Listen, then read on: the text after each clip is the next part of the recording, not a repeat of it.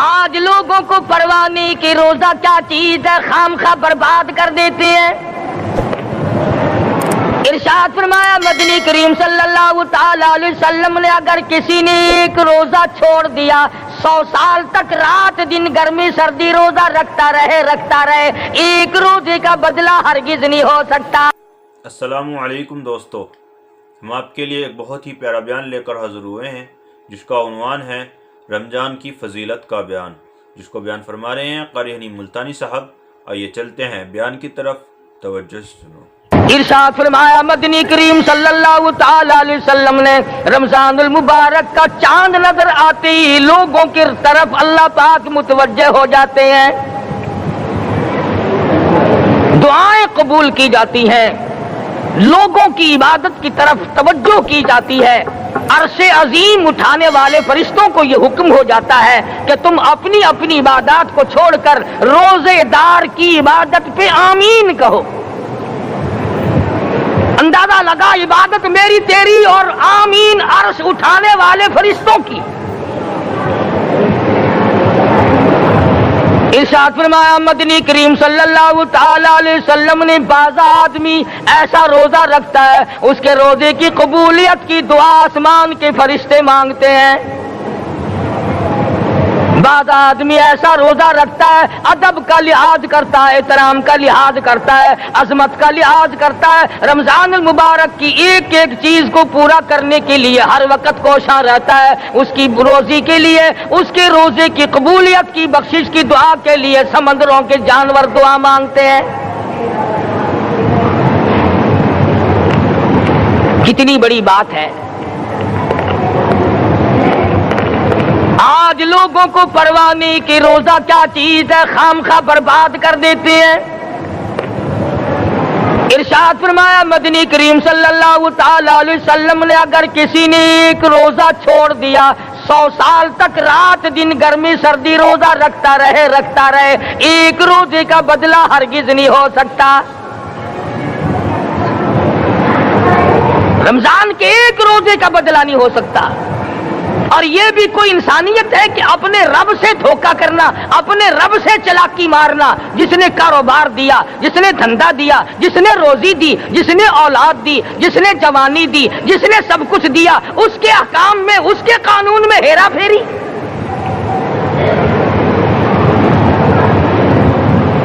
صحابہ کرام رضوان اللہ تعالی علیہ مجمعین کی جماعت کے یہاں تو ایسا ہرگز نہ تھا۔ وہ لوگ تو تن من دھن سے اپنے آپ کو قربان کیا کرتے تھے۔ اب آپ خیال فرمائیں کہ رمضان کا 17واں روزہ ہے اور جنگ بدر ہوا ہے۔ اسلام کی سب سے پہلی لڑائی روزوں میں ہوئی، اسلام کی سب سے پہلی لڑائی روزوں میں ہوئی۔ صحابہ کے پاس ریشن نہیں، اسلحہ نہیں، ساز و سامان نہیں، تلوار نہیں، تیر نہیں، گھوڑے نہیں، اونٹ نہیں، کچھ بھی نہیں، مگر پہلا میدان محمد کریم صلی اللہ علیہ وسلم کو جو صحابہ کرام کو بھگتنا پڑا وہ روزے کے ساتھ تھا اور گرمی کا موسم تھا۔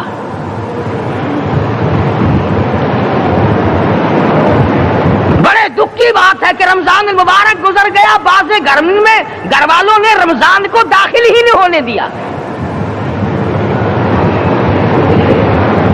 اچھے بھلے کھاتے پیتے آدمی روزہ نہیں رکھتے، مزدوروں کو یہ بہانہ ملا کہ ہم کاروبار کرتے ہیں، روزہ کیسے رکھیں؟ ارے اگر موت آ گئی تو تیرا باپ کمائی کرے گا، اور اگر بیمار پڑ جائے پھر کون کمائی کرتا ہے؟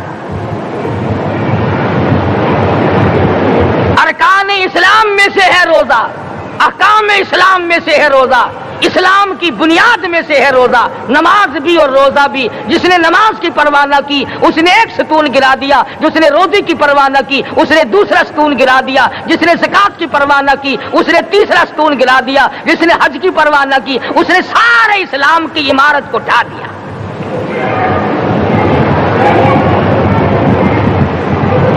ارشاد فرمایا مدنی کریم صلی اللہ تعالی علیہ وسلم نے کئی لوگ قیامت کے دن اپنی قبر سے اٹھیں گے، ان کے منہ سے کستوری کی خوشبو آ رہی ہوگی، لوگ کہیں گے الہی یہ کون لوگ ہیں؟ جواب ملے گا تم کھایا کرتے تھے، تم پیا کرتے تھے، یا روزے رکھا کرتے تھے، روزہ رکھنے والے لوگ ہیں۔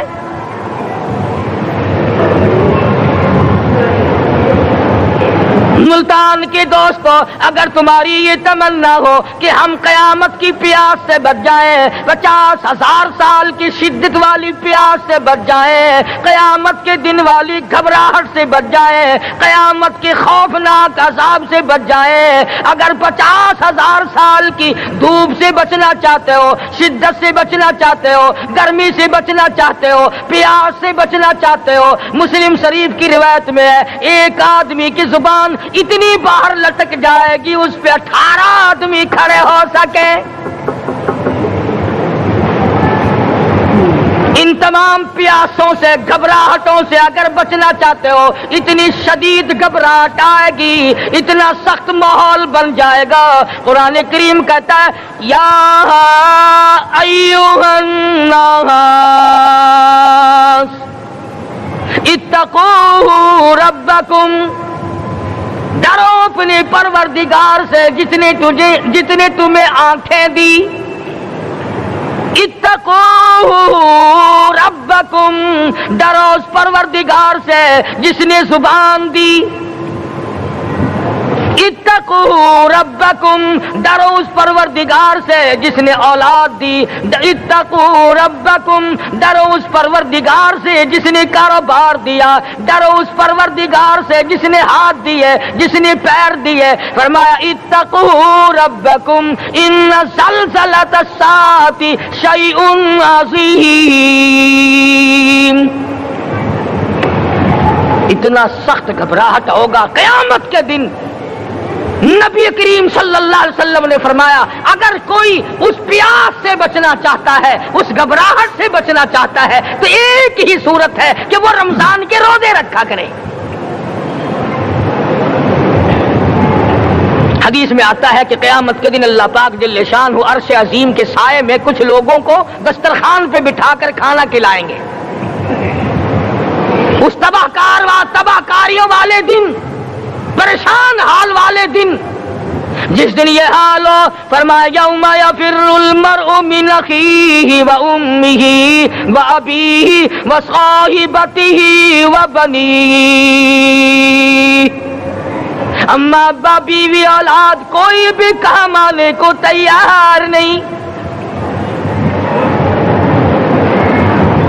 حالات اس طرح سے دگرگوں بن جائیں گے۔ فرمایا کلا اذا بلغت التراقی وقیل من راق وظن انہ الفراق والتفت الساق بالساق الى ربک یومئذ المساق۔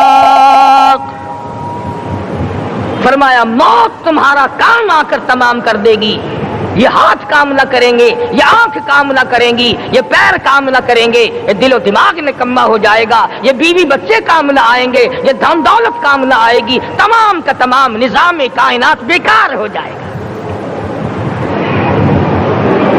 تو خداوند کریم نے رمضان المبارک کے ساتھ ساتھ شب قدر کی حاج کی رات عطا فرمائی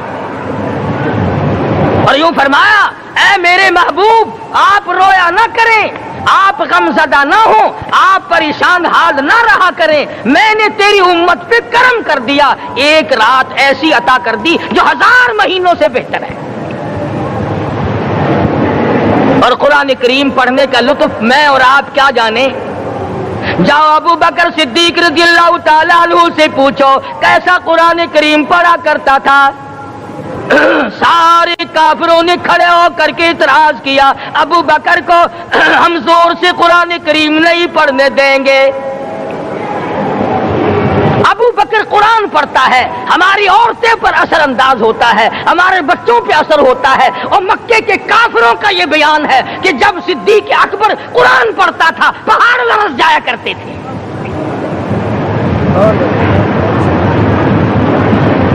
صدیق سے قرآن پڑھنا سیکھو۔ فاروق اعظم نے اسی قرآن کریم کے ذریعے سب کچھ حاصل کیا۔ ساری ساری رات فاروق اعظم قرآن کریم کی تلاوت کیا کرتے تھے، ایک ایک رکعت میں پورا ختم قرآن کرتے تھے۔ آج تو یہ باتیں کہانی نظر آتی ہیں۔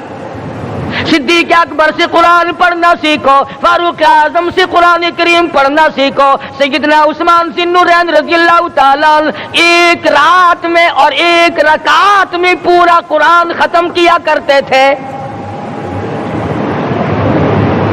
نبی کا دوہرا داماد عثمان ذی النورین، جس کو دیکھ کر حضور اکرم صلی اللہ علیہ وسلم فرمایا کرتے تھے، او لوگوں میں عثمان سے حیا نہ کروں جس سے آسمان کے فرشتے بھی حیا کرتے ہیں، جس کا آسمان والے فرشتے بھی ادب کرتے ہیں، میں اس کا ادب نہ کروں۔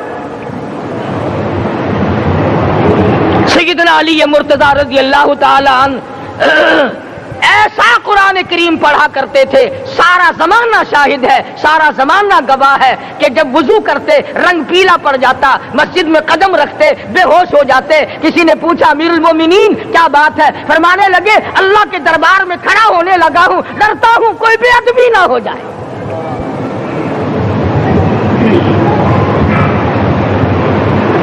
قرآن کریم ان سے پڑھنا سیکھو۔ حسین نے تلواروں کی چھاؤں میں قرآن پڑھا، نیزے کی نوک پہ قرآن پڑھا۔ سعید بن مسیب نے تلواروں کی چھاؤں میں قرآن پڑھا۔ حضرت امام احمد بن حنبل نے کوڑوں کی گونج میں قرآن پڑھا۔ ابو حنیفہ رحمت اللہ علیہ نے جیل سے جنازہ نکلنے سے پہلے قرآن پڑھا۔ علامہ ابن تیمیہ نے جیل کے مینارے میں قرآن پڑھا اور کوڑے کھائے۔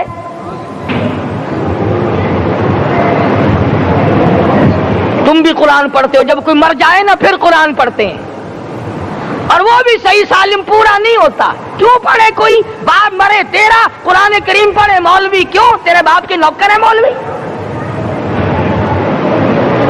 تم خود کیوں نہیں پڑھتے؟ تمہارا خود کا تو یہ حال ہے کہ جن کپڑوں میں باپ نے دم توڑا، جن کپڑوں میں ماں نے دم توڑا، جن کپڑوں میں گھر والی نے دم توڑا، جن کپڑوں میں بھائی نے دم توڑا، وہ سارے کپڑے الگ رکھتے ہو۔ ارے ظالمو، تمہیں اپنے ماں باپ کے کپڑوں سے نفرت ہے۔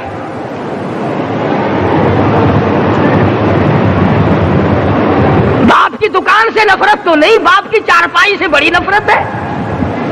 جس بستر پہ باپ دم توڑے تم اس بستر کو نہیں استعمال کرتے۔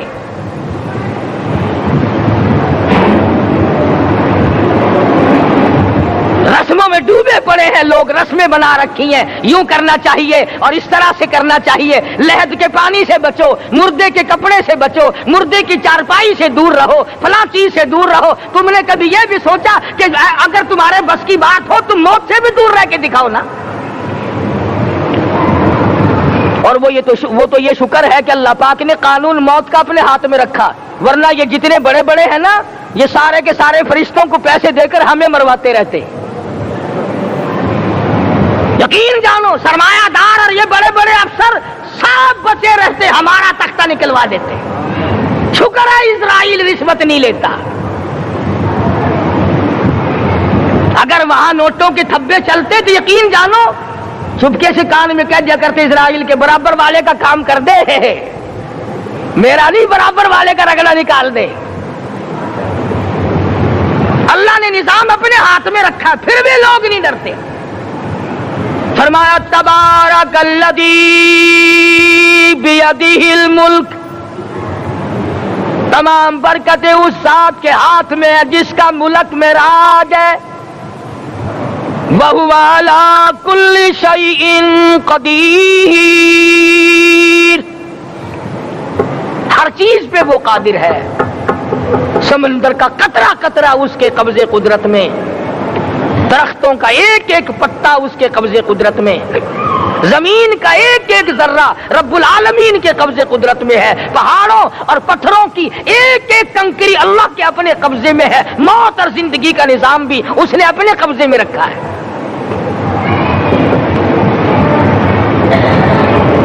قرآن کریم ان سے پڑھنا سیکھو اگر کسی نے پڑھنا ہے۔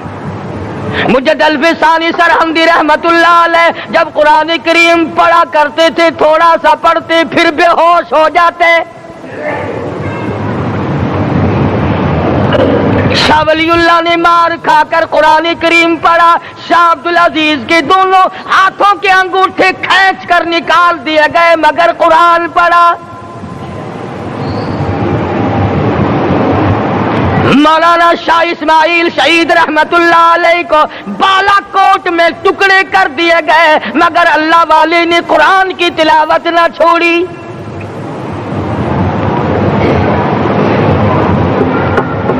ان حضرات نے قرآن پڑھا ہے۔ ہمیں اگر قرآن کی لذت آ جائے، قرآن کریم کا مزہ معلوم ہو جائے، حلاوت معلوم ہو جائے، ہم تمام زندگی تلاوت ہی کرتے رہیں۔ حضرت لاہوری رحمت اللہ علیہ رات دن تلاوت کیا کرتے تھے۔ ظالم افیسروں نے برف کی سلی پہ لٹا لیا اور حضرت سے کہا گیا کہ آپ اپنے مطالبے ختم نبوت سے دستبردار ہو جائیں، تو حضرت نے جواب دیا میں جان کا سودا کر چکا ہوں، ایمان کا سودا نہیں کرتا۔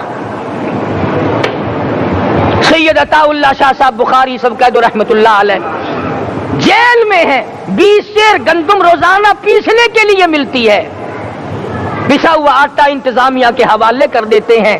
حیران ہے انتظامیہ، کس وقت چکی چلاتا ہے بخاری، کس وقت پیستا ہے، یہ تو قرآن پڑھتا رہتا ہے۔ سپرڈنٹ جیل نے چھاپا مار کر دیکھا، پچھلی رات کو قرآن کریم بیٹھا ہوا بخاری پڑھ رہا ہے، سورت یوسف کی تلاوت ہو رہی ہے، چکی خود بخود چل رہی ہے، دانے خود بخود اٹھ کر چکی میں پڑھ رہے ہیں۔ یہ حضرات تھے جنہوں نے قرآن مجید لذتوں کے ساتھ پڑھا۔ غازی علم الدین نے پھانسی کی کوٹڑی میں رات دن قرآن کی تلاوت کر کر کے حضور اکرم صلی اللہ علیہ وسلم کا روزانہ دیدار کیا۔ سلطان نور الدین زنگی رحمت اللہ علیہ ہر جمعرات کو پورا قرآن ختم کرتا تھا اور 1000 دفعہ درود شریف پڑھا کرتا تھا۔ مدنی کریم صلی اللہ علیہ وسلم کا خواب میں 12 دیدار کیا کرتا تھا۔ سلطان عالمگیر رحمت اللہ علیہ مغلیہ خاندان کا چشم و چراغ ہے، بادشاہ وقت ہے، قرآن مجید کا حافظ بھی تھا، مفسر بھی تھا، اور مدنی کریم صلی اللہ علیہ وسلم کی 5000 حدیث پاک عالمگیر بادشاہ کو زبانی یاد تھی۔ اور اتنا اچھا مسلمان آدمی تھا کہ ساری زندگی میں تہجد کی نماز قضا نہیں کی، ساری زندگی میں۔ بادشاہ تہجد پڑھا کرتے تھے، آج تم 2 ٹکے کے آدمی تہجد نہیں پڑھتے۔ یہی وجہ ہے کہ ہم آج کافروں کے سامنے مرغوب ہیں، مغلوب ہیں، ان سے دبے ہوئے ہیں۔ کبھی اسرائیل فلسطینیوں کو مارتا ہے، کبھی لبنان کو مارتا ہے، کبھی شام پہ چڑھائی کرتا ہے۔ یہی وجہ ہم نے قرآن چھوڑا، اللہ پاک نے اپنی رحمت کی چادر ہمارے سر سے اتار لی۔ قرآن کریم کی لذت ان لوگوں کو ملی جنہوں نے ہر موڑ پہ تلاوت کی۔ صحابہ کرام رضوان اللہ تعالی علیہ مجمعین میں سے ایک رات ایسی آئی، حضور صلی اللہ علیہ وسلم نے فرمایا کہ آج ہماری پہرے داری کون کرے گا؟ 2 انصاری جوان اٹھے اور وہ کہنے لگے کہ ہم کریں گے۔ چنانچہ حضور صلی اللہ علیہ وسلم نے ان کو پہرے دار بنا دیا۔ کمال کی زندگی صحابہ کرام کی، کوئی کسی کی کوٹھی کی چوکیداری کرے گا، کوئی کسی کے بنگلے کی چوکیداری کرے گا، کوئی غلہ منڈی کی چوکیداری کرے گا، کوئی سبزی منڈی میں چوکیداری کرے گا، کوئی کپڑا مارکیٹ میں چوکیداری کرے گا، کوئی لوہا مارکیٹ میں چوکیداری کرے گا۔ یہ انصاری جوان کتنے خوش نصیب ہے جو کالی کملی والے کے لشکر کی چوکیداری کر رہے ہیں۔ دونوں نوجوانوں نے آپس میں مشورہ کیا کہ بھئی جاگنا تو ویسے بھی ذمہ لگ گیا، تو سو جا میں جاگتا ہوں۔ چنانچہ جاگنے والے نے سوچا کہ خالی جاگ کر کیا کروں گا، قرآن کریم کی تلاوت کروں اور نماز کی نیت باندھ کر تلاوت کروں تاکہ پروردگار عالم راضی ہو جائے۔ فرمایا فاذکرونی اذکرکم واشکروا لی ولا تکفرون۔ تم مجھے یاد کرو میں تمہیں یاد کروں گا. اگر تم مجمع میں مجھے یاد کرو گے میں فرشتوں کے مجمع میں تمہیں یاد کروں گا. اور اگر تم مجھے تنہائی میں بیٹھ کے یاد کرو گے تو اللہ پاک جل شانہ فرماتے ہیں میں تمہیں عرش عظیم پہ یاد کروں گا. جس نوجوان نے اپنے ذمہ جاگ نہ لیا، قرآن کریم کی تلاوت شروع کر دی، نماز کی نیت باندھ کر سورت کہف پڑھنے لگا، دشمن کی طرف سے تیر لگا کمر میں، پتہ ہی نہ چلا. کیسی نماز پڑھتا ہوگا کہ اس کو پتہ ہی نہ چلا. دوسرا تیر لگا، تیسرا تیر لگا، خون بہ کر سونے والے ساتھی کے نیچے پہنچا. اس نے اٹھ کر شور مچایا نماز ختم کر، دشمن آ گیا. چنانچہ جب نماز ختم کی تو کمر پہ ہاتھ لگا کر کہنے لگا کہ میری کمر میں تو تیر چبھے ہوئے ہیں. انہوں نے کہا تجھے پتا نہیں؟ کہنے لگا نہیں مجھے کوئی پتا نہیں. اب وہ صحابی کھینچ کر نکالنے لگا. وہ جس کو لگے ہوئے تھے وہ کہنے لگا کیا مجھے دکھ ہوتا ہے، میں دوبارہ نیت باندھتا ہوں، قرآن پڑھنے لگوں گا، پھر نکالنا مجھے پتہ نہ چلے گا. اور مسلمانوں خدا کی قسم نبی کے دیوانوں نے، نبی کے پروانوں نے ایسا قرآن پڑھا تیر چبھتے گئے پتہ ہی نہ چلا.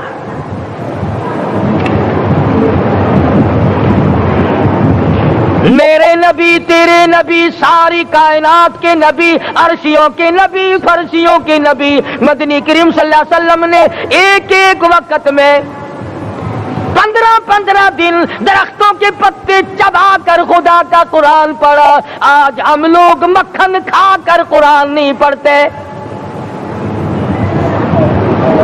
مدنی کریم صلی اللہ علیہ وسلم نے ایک ایک وقت میں 2 پتھر اپنے پیٹ پہ باندھ کر خدا کا قرآن پڑھا.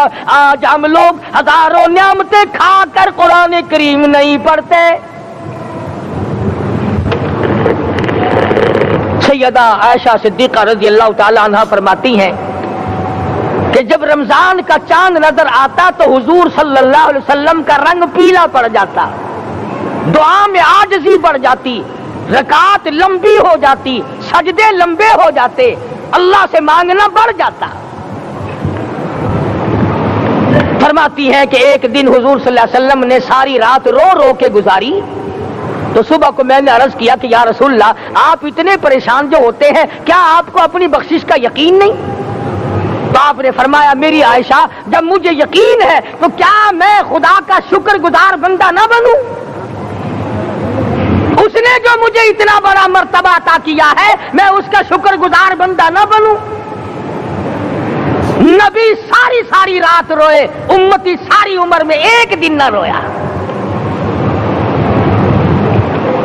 فرمایا ان تعذبهم فإنهم عبادك، ان تعذبهم فإنهم عبادك وَإِن تَغْفِرْ لَهُمْ فَإِنَّكَ أَنْتَ الْعَزِيزُ الْحَكِيمُ. ساری رات گزار دی اسی آیت کو تلاوت کرتے کرتے. محمد عربی صلی اللہ علیہ وسلم نے او میرے رب اگر تو ان کو عذاب دے تو یہ تیرے بندے ہیں، اور اگر معاف کر دے گا تو تیرے خزانے میں کوئی کمی نہیں. وَإِن تَغْفِرْ لَهُمْ فَإِنَّكَ أَنْتَ الْعَزِيزُ الْحَكِيمُ. تو بخشنے والا ہے، تو غالب اور حکمتوں کا مالک ہے، تیرے یہاں کون سی کمی آ جائے گی؟ صحابہ کرام تو جیا کرتے تھے اسی کے سہارے سے. سیدنا معاذ بن جبل رضی اللہ تعالی ہر وقت دعا کرتے تھے الہی جب میری موت آئے، رمضان کا مہینہ ہو، گرمی کا موسم ہو، میرا روزہ ہو، جہاد فی سبیل اللہ ہو، کافروں سے مقابلہ ہو رہا ہو، لڑائی ہو، اعلان ہو چکا ہو، تؤمنون باللہ ورسولہ وتجاہدون فی سبیل اللہ. حضرت معاذ دعا کرتے ہیں کہ میں تو یہ دعا کرتا ہوں کہ گرمی ہو، میرا روزہ ہو، कुफ्फार से मुकाबला हो, वो मेरे टुकड़े कर दें, मेरी जुबान काट दें, तेरी अदालत हो, मेरी पेशी हो। जब मेरा खुदा पूछे मास दुनिया से क्या लाया, अर्ज करूं इलाही जुबान कटा के आया हूं, रोजा रख कर आया हूं, इरादा ये है कि तेरे महबूब के हौज़े कौसर से रोजा इफ्तार करूंगा। आज कौम खुले बंदों खाती फिरती है, उन्हें शब कदर का क्या पता, उन्हें लैलतुल कदर का क्या पता, उन्हें रमजान मुबारक की बाबरकत घड़ियों का क्या पता। फरमाया इन्ना अंज़लनाहु फी लैलतिल कद्र वमा अदराका मा लैलतुल कद्र। शब कदर वो रात है जिसमें मैंने कुरान को नाजिल किया। जमहूर उलमा के नजदीक आज की रात है वो जिसमें कुरान करीम नाजिल हुआ।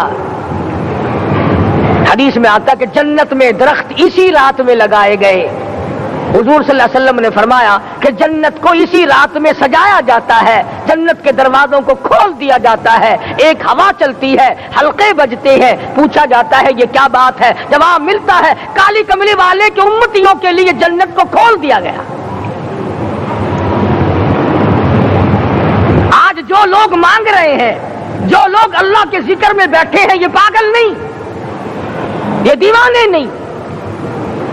इरशाद मदनी करीम सल्लल्लाहु अलैहि वसल्लम का इसी रात के बारे में फरमाया, अल्लाह पाक जिब्रील अमीन को हुक्म देते हैं झंडा लेकर दुनिया में चले जाओ, लाखों करोड़ों फरिश्तों को साथ ले जाओ, हर घर में जाओ, हर दुआ करने वाले की दुआ पे आमीन कहो, जहां जा मेरे नेक बंदे मौजूद है और जिब्रील उनसे मुसाफा कर।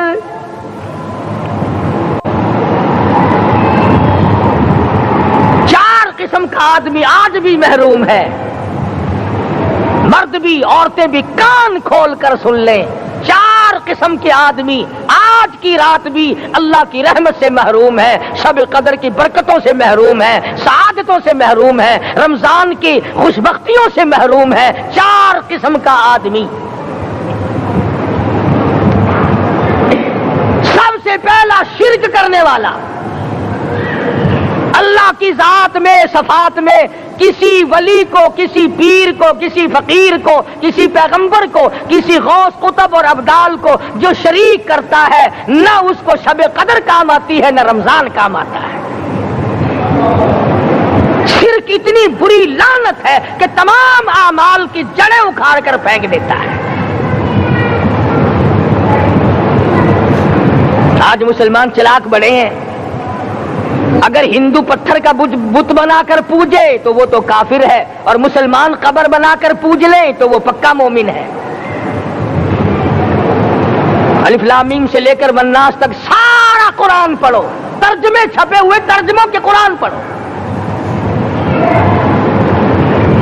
फरमाया ला तुश्रिक बिल्लाह, ऐ माज़ अल्लाह की जात और सफात में किसी को शरीक न बनाना।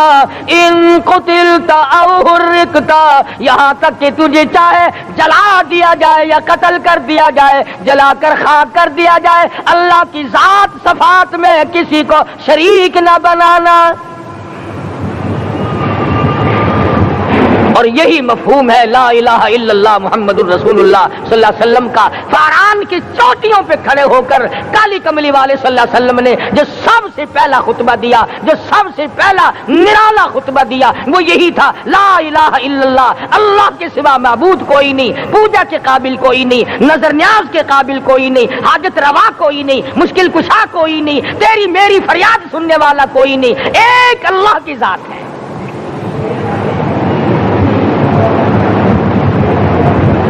आज तो लोग दरख्तों की पूजा अलग करते हैं, पानी की पूजा अलग करते हैं, कब्रों की पूजा अलग करते हैं, और फिर मोमिन के मोमिन है। तो चार किस्म के आदमी इस रात में भी अल्लाह की रहमत से महरूम है। सबसे पहला शिर्क करने वाला, दूसरे नंबर पे जिसके घर में कुत्ता हो या खंजीर हो, शौकिया कुत्ता या खंजीर पाल रखा हो।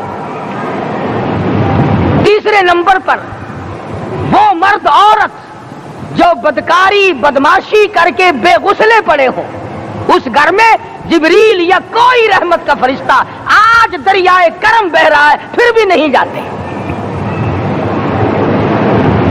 اور چوتھے نمبر والا جو مسئلہ ہے اس میں ایسا معلوم ہوتا ہے کہ ہمارے کسی کے گھر میں بھی فرشتے نہیں جائیں گے.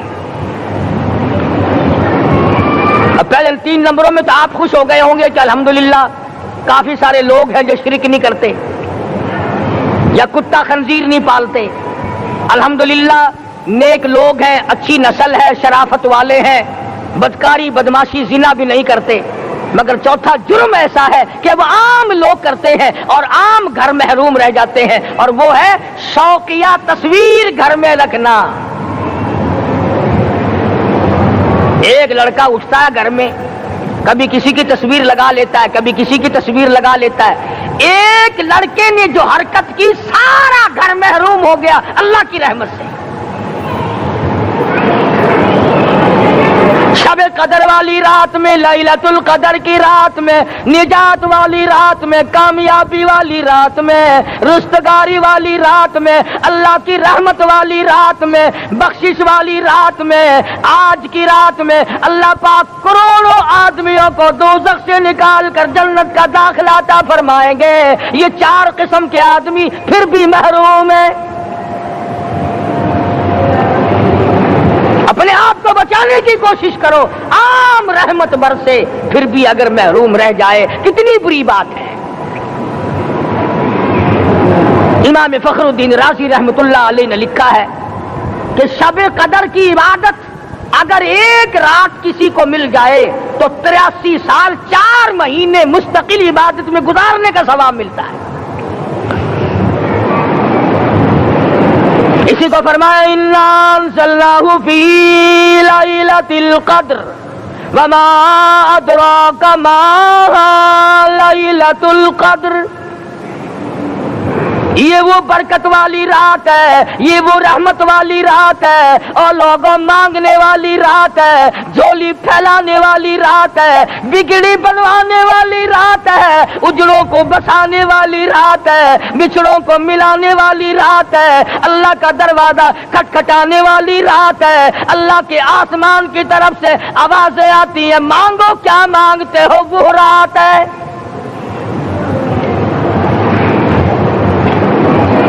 اب نبی کریم صلی اللہ علیہ وسلم کی زبان مبارک پر اگر کوئی یقین نہ کرے تو اس کا کیا علاج ہے؟ صحابہ کرام کو تمام چیزوں پہ یقین تھا، اس لیے قرآن نے ان کی گواہی دی. اذ جاءوکم من فوقکم ومن اسفل منکم واذ زاغت الابصار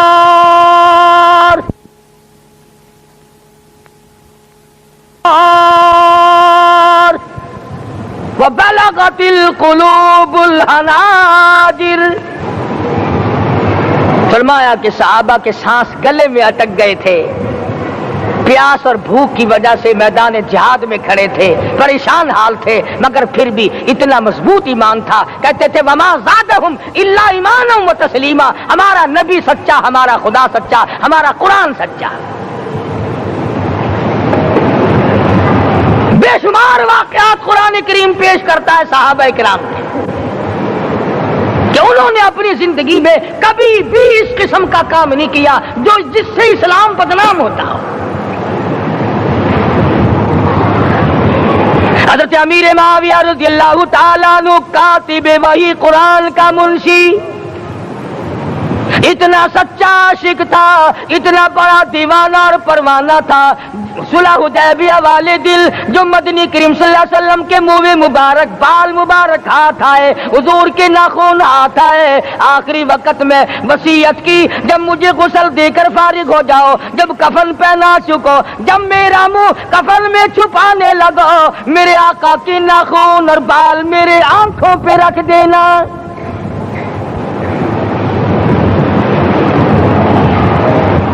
اس قدر جذبہ تھا ان حضرات میں. اور نماز کبھی کسی صحابی نے قضا نہیں کی. آج کا مسلمان تو کسی معاملے میں بھی نہیں لڑتا. حضور صلی اللہ علیہ وسلم نے مکروز میت کی نماز جنازہ کبھی نہیں پڑھائی. آج جس نے کسی کا قرضہ دینا ہو وہ پرواہ ہی نہیں کرتا، نہ موت سے ڈرتا ہے، نہ قبر سے ڈرتا ہے، نہ حشر سے ڈرتا ہے، نہ اللہ کے عذاب سے ڈرتا ہے۔ جب بھی کوئی مر جاتا حضور اکرم صلی اللہ علیہ وسلم تشریف لاتے، پہلے پوچھتے اس کے ذمے کسی کا قرضہ تو نہیں، یا کوئی ضامن بنتا، اور یا خود حضور صلی اللہ علیہ وسلم فرماتے کہ میں قرضہ ادا کروں گا، پھر آپ جنازے کی نماز پڑھایا کرتے تھے۔ اتنے بڑے جذبے کے مالک تھے صحابہ اکرام کہ انہوں نے کسی موڑ پہ بھی حضور صلی اللہ علیہ وسلم کو یوں خالی نہ چھوڑا، تنہا نہ چھوڑا، آپ کے ساتھ نہ چھوڑا، قرآن کریم کے حکموں کی کبھی بھی خلاف ورزی نہ کی۔ یہی وجہ تھی کہ اللہ پاک نے ان کو پوری دنیا کا مالک بنایا۔ کابل سے لے کر طرابلس تک کا علاقہ صحابہ کرام نے تمہیں فتح کر کے دیا، اور ظالم مسلمانوں آج صحابہ نے جو علاقے تمہیں فتح کر کے دیے تھے آج وہاں کفر دندنا رہا ہے۔ تم نے کفر کے جھنڈے لہرائے، تم نے کفر کے حوالے کیا مسلمانوں، اور پھر تان صحابہ پہ کرتے ہو۔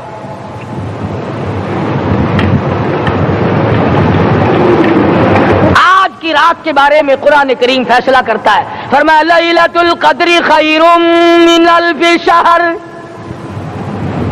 1000 مہینوں سے بہتر ایک رات عطا ہو گئی۔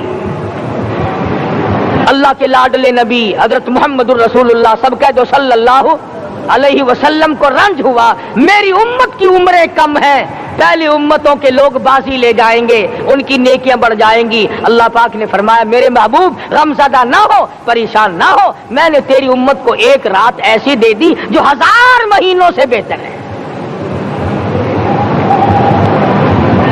مگر آج کی رات میں کون سے سینما بند ہو گئے، آج کی رات میں لوگوں نے کون سا جوا کھیلنا چھوڑ دیا، آج کی رات میں کون سے لوگوں نے روزے رکھ کر عبادت میں نیت باندھ لی۔ الحمدللہ نیکی کرنے والوں کی بھی کمی نہیں، مگر بغاوت کرنے والوں کی بھی تختے زمین پہ کمی نہیں۔ خدا کہتا مانگو کیا مانگتے ہو، ہم کہتے نہیں ہمیں ضرورت ہی نہیں۔ فرمایا تنزل الملائکۃ والروح فیہا بإذن ربہم من کل امر سلام۔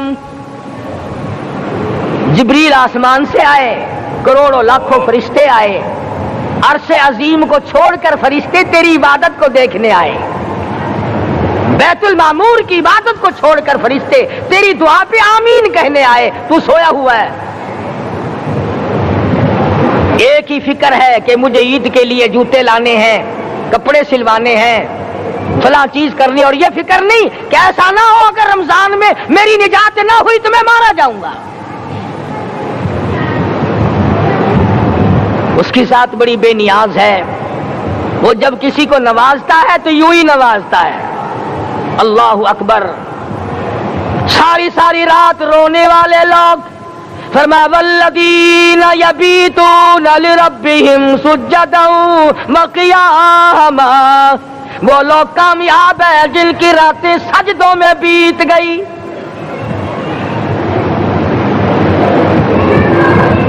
ان مسجدوں میں ہم سے قرآن نہیں پڑھا جاتا، پنکھوں کے نیچے قرآن نہیں پڑھا جاتا۔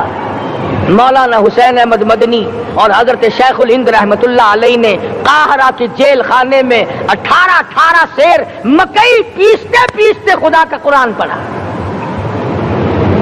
چکی چلاتے چلاتے قرآن یاد کیا اور قرآن پڑھا۔ مولانا ابوالکلام آزاد نے رانچی جیل میں خدا کا قرآن پڑھا، مجدد الفسانی نے گوالیار کے جیل خانے میں خدا کا قرآن پڑھا۔ دلی کے چاروں طرف 4000 عربی مدرسے تھے، 4000 عربی مدرسے تھے۔ انگریز سے مقابلہ کیا علماء نے، اللہ والوں نے، کفر کے سامنے سر جھکایا نہیں، کفر کے سامنے ڈرے نہیں، مرعوب نہیں ہوئے، مغلوب نہیں ہوئے۔ 4000 مدرسوں میں سے دلی سے مراد آباد تک، دلی سے پانی پت تک، دلی سے لے کر غازی آباد تک، چاروں طرف کے علاقے میں کوئی درخت ایسا نہ تھا جس پہ کسی عالم دین کی لاش نہ لٹکی ہو۔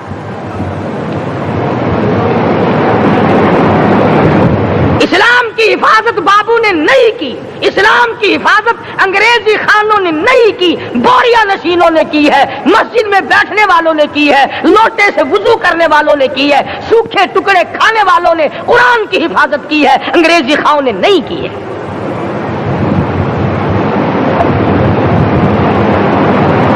مولانا جعفر تھنیسری رحمت اللہ علیہ، مولانا حمید اللہ، مولانا یحییٰ صورت والے، 3 عالم دین کو پکڑا ہے انگریز نے۔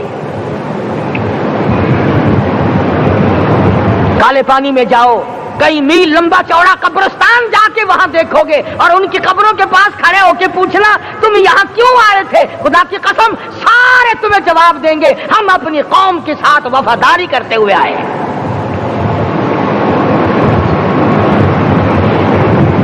پیروں میں بیڑیاں ہیں، چابک مارے جا رہے ہیں علماء دین کو۔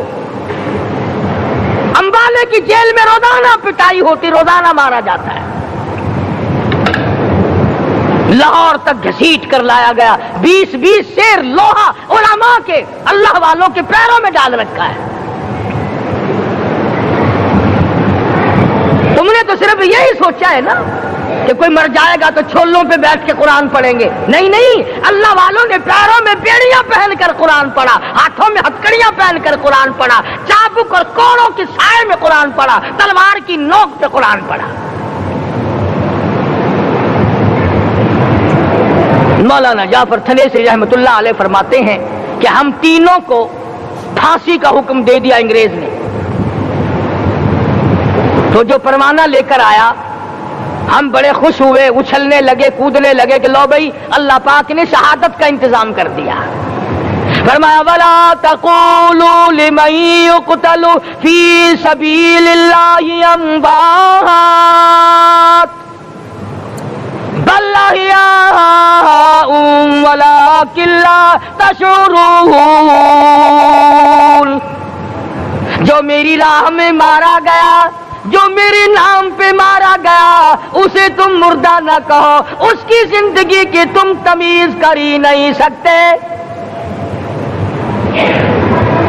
میرے نام پہ مرنے والا، میرے قرآن پہ مرنے والا، میرے دین پہ مرنے والا اور میرے نام پہ سر کٹانے والا، حدیث میں آتا ہے قیامت کا میدان ہوگا، شہیدوں کی جماعتیں آئیں گی، اللہ پاک شہداء کو فرمائیں گے جاؤ ہم نے تمہیں جنت دے دی، شہید کھڑے ہیں، آواز آئے گی جاؤ ہم نے تمہیں حوریں دے دی، شہید کھڑے ہیں، آواز آئے گی جاؤ ہم نے تمہیں سرخ یاقوت کے مکان دے دیے، شہید کھڑے ہیں، جاؤ ہم نے تمہیں سبز یاقوت کے مکان دے دیے، شہید کھڑے ہیں، جاؤ ہم نے تمہیں سونے چاندی کی اینٹوں والے مکان دے دیے، شہداء کھڑے ہیں، جاؤ ہم نے تمہیں مشک و عنبر زعفران کے گارے کے بنے ہوئے مکان دے دیے، شہید کھڑے ہیں۔ اللہ پوچھے گا مانگو کیا مانگتے ہو، عرض کہیں گے الہی جنت نہیں چاہیے، حور نہیں چاہیے، جنت اور شہد اور دودھ کی نہریں نہیں چاہیے، تیرے نام پہ سر کٹانے میں جو مزہ آیا وہ جنت میں کہا، ایک مرتبہ اور پیدا کر دے پھر تیرے نام پر تیرا نام لوں، چھری چلے تیرے نام پہ بار بار ذبح ہونے میں جو مزہ آیا، ہم تو صرف وہی مانگتے ہیں۔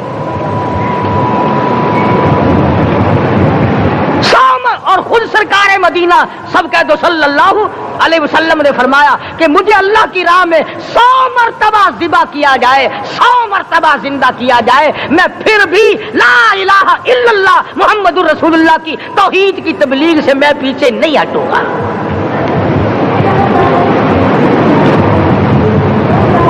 کبھی تو غور کرو، عقل مند ہو سارے، کہ آج مسلمان کیوں مار کھا رہا ہے؟ افغانستان میں مسلمان پٹ رہا ہے، ہندوستان میں مسلمان مار کھا رہا ہے، فلسطین میں مسلمان مار کھا رہا ہے، لبنان میں مسلمان کی پٹائی ہو رہی ہے، سری لنکا میں مسلمان کو ذبح کیا، آخر ہو کیا گیا؟ ہم نے ایسا کیا گناہ کر دیا کہ چاروں طرف کفر چڑھ گیا اور ہم مر گئے؟ تم نے قرآن چھوڑا، اللہ نے اپنی رحمت کی چادر اتاری، اللہ نے ساتھ چھوڑ دیا، اللہ نے نصرت کرنی چھوڑ دی، ورنہ قرآن میں خدا کا وعدہ ہے مسلمان تو کھڑا ہو جا، مجاہد بن کر میدان میں تو آ، مقابلہ میں کروں گا۔ خدا کی قسم یہ قرآن گواہ ہے، آل عمران گواہ ہے، 4واں سپارہ قرآن کا گواہ ہے کہ صحابہ کہتے ہیں ہم نے چھڑی، درخت کی چھڑی کامچی توڑ کر کافر کی طرف یوں اشارہ کیا، گردن وہ جا کے پڑی۔ میدان بدر میں مرنے والے کافروں کا بیان ہے کہ ہمیں انہوں نے نہیں مارا، ہمیں ہمیں تو کسی اور نے مارا ہے۔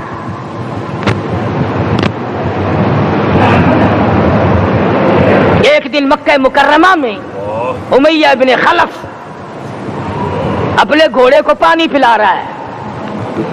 اللہ پاک بیت اللہ کی ہر مسلمان کو زیارت نصیب فرمائے۔ حضور صلی اللہ علیہ وسلم نے پوچھا کیا کر رہا ہے؟ کہنے لگا گھوڑے کو پانی پلا رہا ہوں، تیار کر رہا ہوں گھوڑا، نعوذ باللہ اس پہ چڑھ کر تجھے قتل کروں گا۔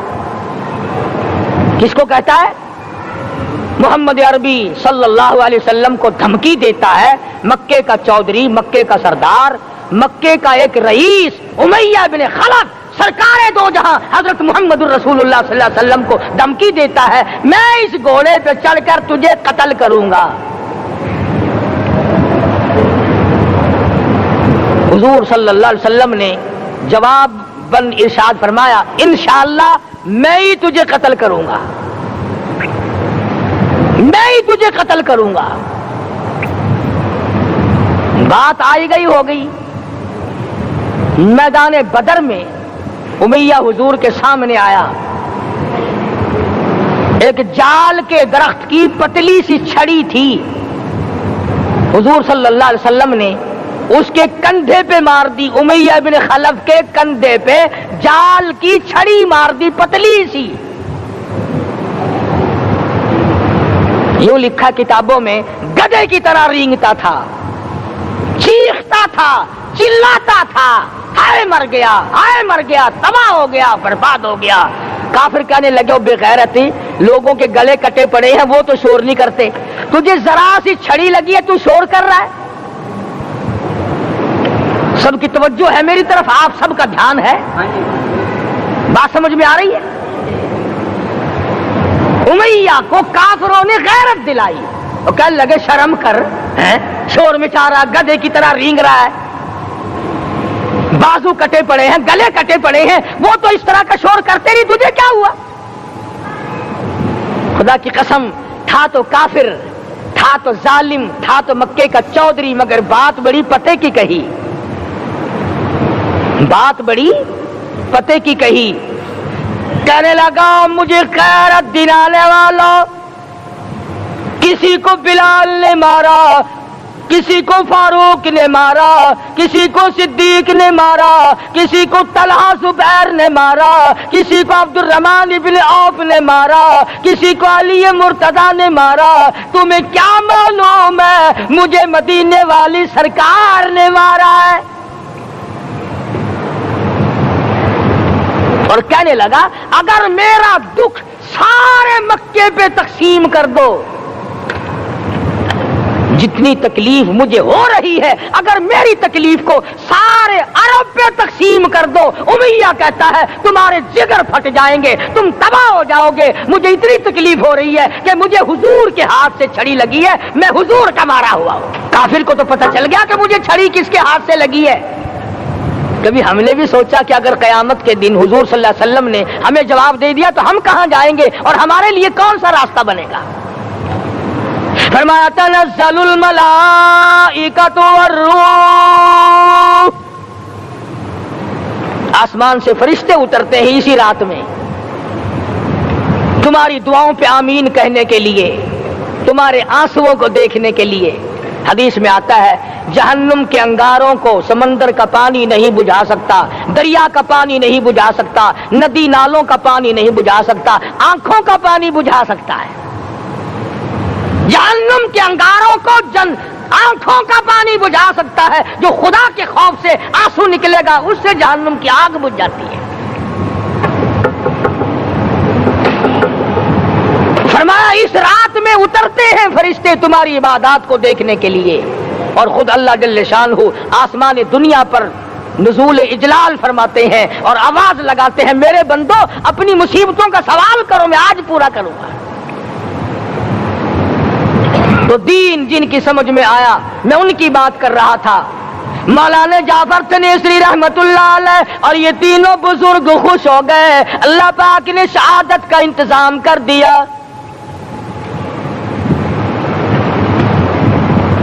وہ جو پروانہ لے کے آیا تھا پھانسی کا، وہ انگریز افسر کو جا کے کہنے لگا کہ مولوی تو خوش ہو رہے ہیں، پھانسی آنے پر تیار ہیں۔